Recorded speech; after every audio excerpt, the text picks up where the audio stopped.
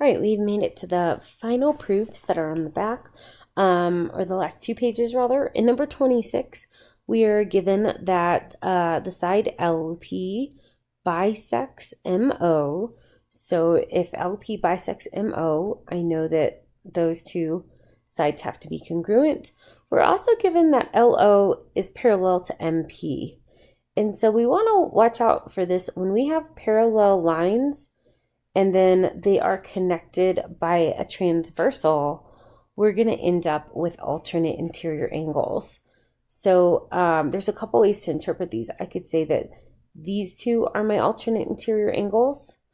And then I could be done with that. I could also notice that this pair of alternate interior angles is also congruent.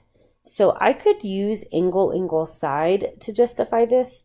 But you might also notice that we have vertical angles here, and that would also let me use angle side angle. So it kind of just depends with like what information you put in your proof.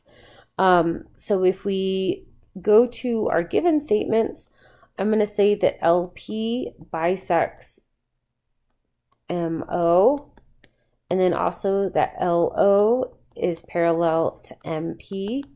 That information was given. Coming up to that second line, how did we know that these two sides were congruent? We have to include this information. So I know that ON is congruent to NM, and it has everything to do with this bisector.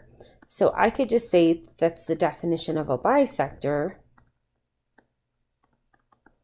or I could just say it in words, like because it is bisected. By side LP. All right. Then going on to like how we know that we have these two pairs of alternate interior angles.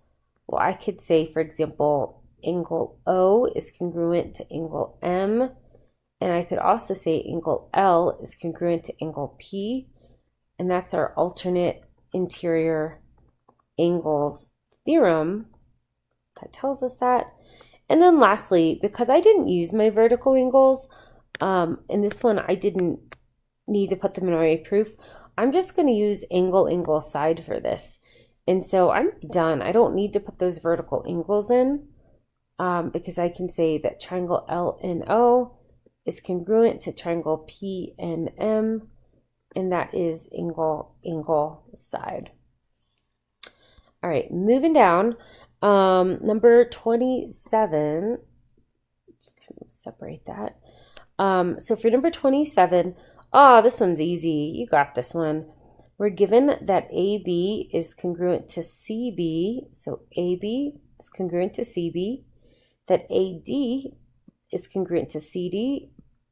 And we're asked to prove this. So if I look at this picture, I need to recognize that that's the same on both boomers. Side BD is the same on both triangles. I need to see that side pattern there. And then I need to remember that to get to that line in my proof, I have to have my triangle congruence. And then I could either say like CPCTC or definition of congruent triangles. All right, so I'm going to start my statements. We've got side AB is congruent to side CB, and then AD is congruent to CD, and that is given. When I get to that statement, I could say that BD is congruent to BD, and that is that reflexive property. And then that leads me to my triangle congruent statement. ABD is congruent to triangle CBD. And that's a side pattern. And then lastly, once I have side, I can now say angle A is congruent to angle C. And that is because corresponding parts of congruent triangles are congruent.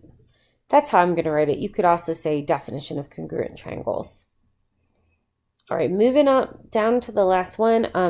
Given that Q is the midpoint of PR. So if Q is the midpoint, that means those two segments are congruent. I'm going to give them 3 tick marks since these other sides are given 1 and 2 in the picture. We're also told PS is the same as QT. Those are congruent, and QS and RT. And we're just asked to prove the triangles are congruent. Well, this isn't bad.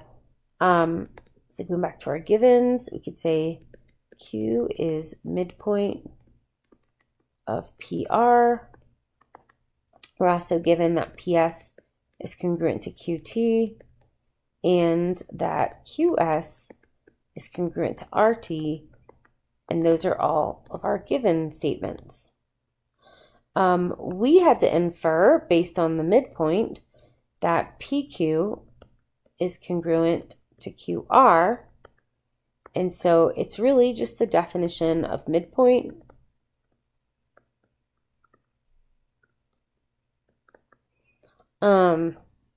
let's see, and then after that, just to get to that triangle congruence, that's our side, side, side pattern right there. So we're pretty much done. We've got our 3 pairs of sides in our proof. So I could say triangle PSQ is congruent to triangle QTR, and that is because of our side, side, side theorem. All right, I think we just have one last proof to do, and I believe it is on this very last side. So looking at number 29, we're given that GH is parallel to IJ.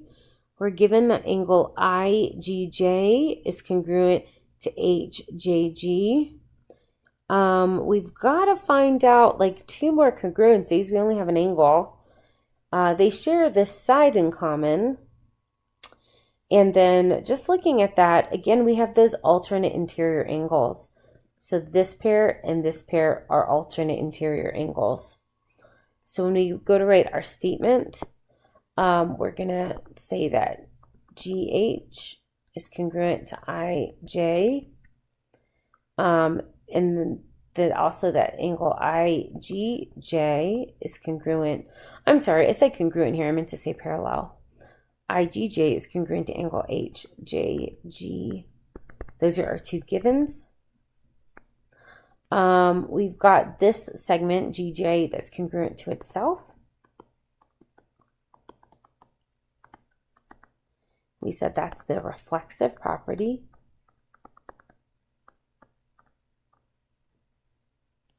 And then we said that these angles are congruent because they're alternate interior. So I've just got to be careful naming those.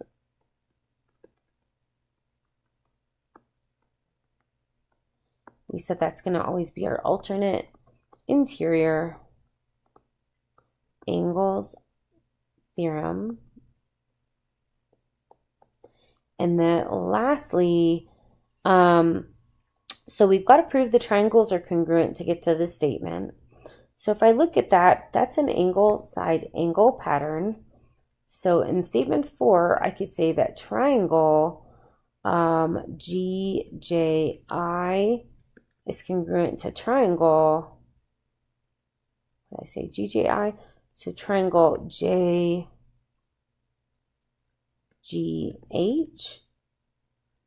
and that's because of, oops, sorry, that should be statement 4 right there.